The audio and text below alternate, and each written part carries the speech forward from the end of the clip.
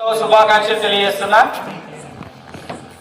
ఈరోజు మనమందరూ కూడా ఇక్కడ జాతీయ జెండాలు చేతబట్టి జాతీయ జెండాను రెపరెపలాడిస్తూ స్వేచ్ఛగా స్వతంత్ర గాలిని మనం పీల్చుకుంటున్నామనంటే దీని వెనకాల మన స్వతంత్రం కోసం పోరాడినటువంటి వాళ్ళందరినీ కూడా మనం గుర్తు చేసుకోవాలి.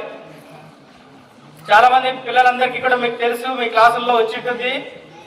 ఈస్ట్ ఇండియా అనేటువంటి కంపెనీ పేరుతో బ్రిటిష్ వాళ్ళు మన భారతదేశంలోకి ఎంటర్ అయి వ్యాపారం కోసం వచ్చి కేవలం వ్యాపారం మాత్రమే చేసుకొని వెళ్లకుండా ఈ దేశంలో ఉన్నటువంటి ఖనిజ సంపదను, ఈ దేశంలో ఉన్నటువంటి వనరులన్నింటినీ కూడా వాళ్ళ దేశానికి తరలించుకెళ్లారు. కేవలం ఇక్కడ ఉన్నటువంటి సంపదను దోచుకెళ్లడమే కాదు, భారతదేశాన్ని ఒక వలస పాలన కింద మార్చి 200 ఏళ్ళు మన భారతదేశాన్ని వాళ్ళు పరిపాలించారు. ఇక్కడ ఉన్నటువంటి రాజుల మధ్య అనైక్యత కావచ్చు, ఆ రోజు ఉన్నటువంటి భారతీయుల ఐక్యం లేకపోవడం అనేటువంటి విషయాల్లో కావచ్చు, ఇక్కడున్న పరిస్థితులను వాళ్ళు ఆసరాగా చేసుకొని ఈ దేశాన్ని వాళ్ళు పరిపాలించారు. అప్పుడే ఈ దేశాన్ని బ్రిటిష్ వాడు పరిపాలించేది ఏంటి, మా దేశాన్ని మేమే ఎందుకు పరిపాలించుకోకూడదు అని ప్రశ్న మొదలై అనేక మంది మా దేశానికి స్వతంత్రం కావాలి, మా దేశాన్ని మేమే పరిపాలించుకోగలం అని పోరాటాలు మొదలుపెట్టారు. బ్రిటిష్ వాళ్ళు మీ దేశానికి మీరు వెళ్ళిపోండి అని నినదించారు. ఆ రోజు వందే మాతరం పాడితే స్కూళ్ళల్లో, ఇట్లాంటి పాఠశాలల్లో, బ్రిటిష్ వాళ్ళు ఏర్పాటు చేసినటువంటి పాఠశాలల్లో అయినా కానీ వందే మాతరం అనేటువంటిది ఎక్కడైనా వినిపిస్తే బ్రిటిష్ వాళ్ళు తీసుకెళ్లి జైళ్ళల్లో పెట్టేవాళ్ళు. స్వతంత్రం కావాలి అని అడిగితే వాళ్ళని ఎక్కడో అండమాన్ నికోబార్ లాంటి దీవులకి తీసుకెళ్లి లేదా ఇంకా చీకటి గదుల్లో జైళ్లలో మగ్గి వాళ్ళకి జైలు శిక్షలు వేసేటువంటి వాళ్ళు. ఈరోజు స్వతంత్రం కావాలని ఆ రోజు అనేక మంది పోరాడారు. ఇక్కడే ఫోటోలన్నీ ఉన్నాయి, మీరు చూసింటారు. మహాత్మా గాంధీ, నెహ్రూ, సుభాష్ చంద్రబోస్, భగత్ సింగ్, అల్లూరి సీతారామరాజు, ఇట్లాంటి అనేక మంది పేర్లు. మీరు ఇంకా మిమ్మల్ని అడిగితే చాలా పేర్లు చెప్తారు మీరే. కొన్ని ఒకటా రెండా, కొన్ని వేల మంది పేర్లు మనం చెప్పుకోగలం. మన దేశం కోసం ప్రాణ త్యాగాలు చేసినటువంటి వాళ్ళ చరిత్రలు. మహాత్మా గాంధీ ఒక చెంపతో ఇప్పగొడితే ఇంకొక చెంప కూడా కొట్టండి అని అహింసా పద్ధతుల్లో ఈ దేశం కోసం, స్వతంత్రం కోసం పోరాడితే భగత్ సింగ్ లాంటి వాళ్ళు ఉరికంబాలు ఎక్కి మా ప్రాణాలను త్యాగం చేసినా పర్వాలేదు, మా ప్రాణాలు తీసుకునే పర్వాలేదు, మమ్మల్ని ఉరి తీసినా పర్వాలేదు, మాకు మాత్రం స్వతంత్రం కావాలని భగత్ సింగ్ లాంటి వాళ్ళు పోరాడారు.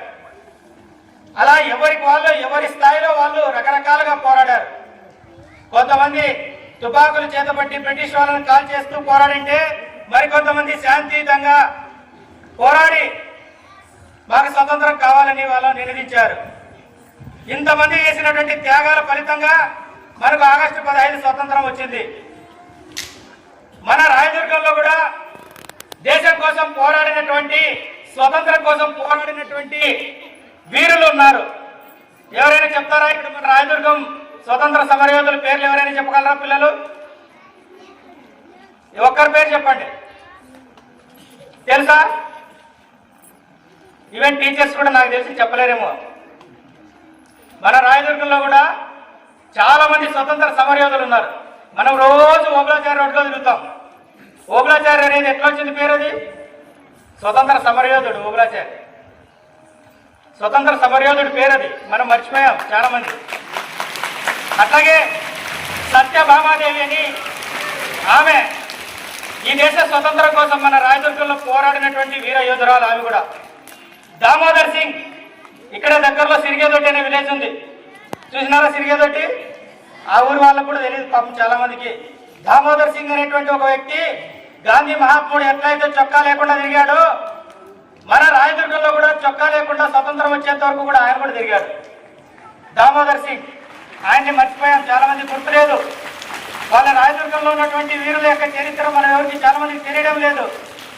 అట్లాగే కట్టా రామప్ప, నిప్పాణి రంగారావు అనే ఆయన ఒక జర్నలిస్ట్ గా ఈ రాయదుర్గంలో ఆయన సేవలు అందిస్తూ స్వతంత్రం కోసం బ్రిటిష్ వాళ్ళకు వ్యతిరేకంగా వార్తలు రాసినటువంటి వ్యక్తి అప్పట్లోనే ఆయన. అట్లాగే మన రాయదుర్గం మొదటి ఎమ్మెల్యే గురుమాల నాగభూషణం, ఆయన కూడా దేశ స్వాతంత్రం కోసం పోరాడినటువంటి చరిత్ర ఉంది.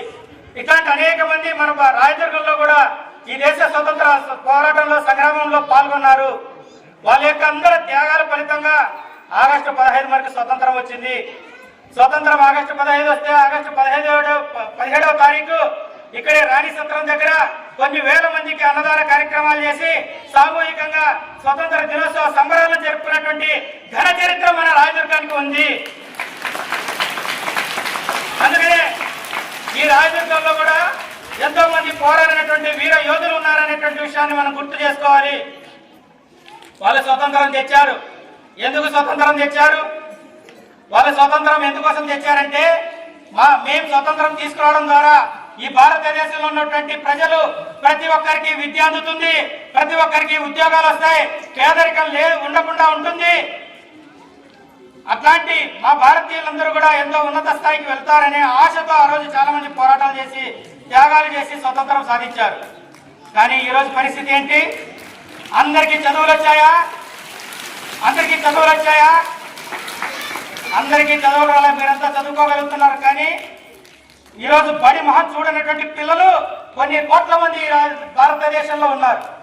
బడి మహం చూడలేదు. మన అక్షరాస్యత శాతం ఎంతో తెలుసా? గుమ్మగొట్ట అక్షరాస్యత శాతం 50. 50% స్కూళ్ళకు వెళ్ళలేదు ఇంకా ఇప్పటికీ పిల్లలు. బొమ్మనహాలు 51%, ఈ రాయదుర్గం 65%. అంటే ఇంకా 40 మందికి అక్షరాస్యత ఎక్కడో లేదు. అంటే పాఠశాలలు కూడా వెళ్ళలేనటువంటి పరిస్థితి ఉంది ఈ రోజుకి. అంటే మనకి 100% అక్షరాస్యత ఎప్పుడు సాధించేది? దేశంలో నాయకులు మారిపోతున్నారు, ప్రధానులు మారిపోతున్నారు, కానీ ఈ దేశంలో 100% అక్షరాస్యత సాధ్యం కావడం లేదు ఇంకా ఇప్పటికీ. పేదరికం, ఒక్క పూట తినడానికి తిండి కూడా లేనటువంటి పరిస్థితి ఈ రోజుకి కొనసాగుతుంది. ఆకలి చావులు కూడా ఈ రోజు దేశంలో అనేక చోట్ల కొనసాగుతున్నాయి. అందుకని ఆకలి చావులు ఉండకూడదు, పేదరికం ఉండకూడదు, అందరికీ చదువులు రావాలి, అందరికీ ఉద్యోగాలు కూడా రావాలి. అందరికీ ఉద్యోగాలు ఎట్లా సాధ్యమవుతుందని చెప్పేసి చాలా మంది అనుకోవచ్చు, కానీ సాధ్యమే. ఈ భారతదేశంలో 130 కోట్ల మంది జనం ఉన్నాం మనం. ఈ జనానికి అనేక మంది సేవలు అందించేటువంటి వాళ్ళు కావాలి. పోలీసులు కావాలి, డాక్టర్లు కావాలి, లాయర్లు కావాలి, అనేక మంది టీచర్స్ కావాలి, అనేక రకాల విద్యా సంస్థలు కావాలి, లేదా అనేక రకాల డిపార్ట్మెంట్లు కావాలి. అన్ని డిపార్ట్మెంట్లలో అందరూ కూడా సేవలు అందించేటువంటి వాళ్ళు కావాలి. ఏదో కొద్దిమంది సాఫ్ట్వేర్ ఇంజనీర్లు లేదా కొద్దిమంది ఎక్కడో ఆఫీసులో పనిచేసే ఉద్యోగులు మాత్రమే కాదు, కింది స్థాయిలో రోజువారీగా మనకు రక్షణ కల్పించేటువంటి వాళ్ళందరూ కూడా అవసరం. ఈ రాయదుర్గంలో ఒక రాయదుర్గం పట్టణంలోనే సుమారు 90,000 మంది జీవిస్తున్నారు. 90,000 మందికి ఎంతమంది పోలీసులు కావాలి? లెక్క ప్రకారం కనీసం 50 మంది కానిస్టేబుల్స్ పోలీసులు ఉండాలి. ఈరోజు ఎంతమంది ఉన్నారు రాయదుర్గం పోలీసులు? కేవలం 20 మంది కూడా లేరు ఈరోజు. అదే కాదు, నేను ఇక్కడ హై స్కూల్, జూనియర్ కాలేజ్ దగ్గర హై స్కూల్ ఉంది ఒకటి. హై స్కూల్లో తెలుగు టీచర్లు 3 ఉండాలి. అసలు ఒక తెలుగు టీచర్ లేడు. ఇంగ్లీష్ టీచర్లు 3 ఉండాలి, ఒక టీచర్ ఉన్నారు. మ్యాథ్స్ టీచర్లు 4 ఉండాలి, ఒక టీచర్ ఉన్నాడు. ఎట్లా సాధ్యమవుతుంది? అందరికీ చదువులు ఎలా వస్తాయి? ప్రభుత్వ పాఠశాలల్లో ఉపాధ్యాయుల కొరత ఇప్పటికీ వేధిస్తూ ఉంది.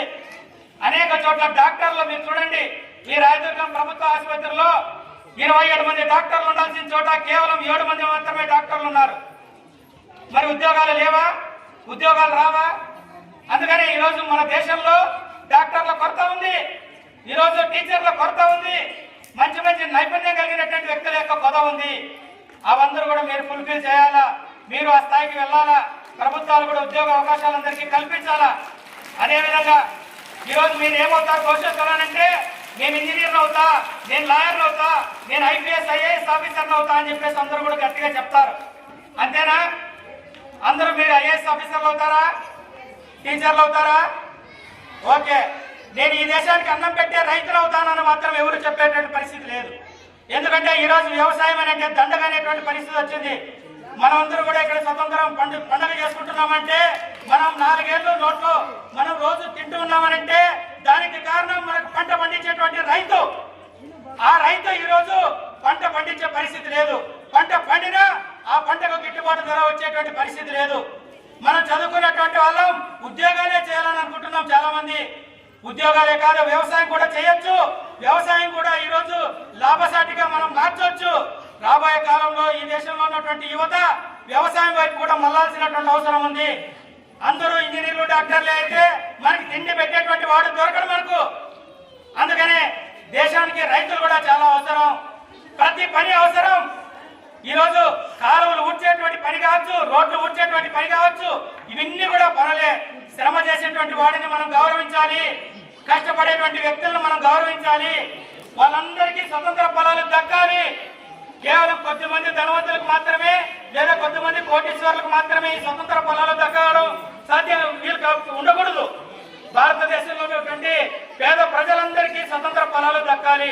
అట్లాంటి ఒక సమాజం మనం సాధించుకోవాల్సినటువంటి అవసరం ఉంది అని చెప్పి మీ అందరికీ కూడా తెలియజేసుకుంటూ ఈ రోజు ఈ అవకాశం కల్పించినటువంటి అన్వర్ సార్కి మీకు అందరికీ కూడా పేరు పేరున ధన్యవాదాలు తెలియజేసుకుంటున్నా.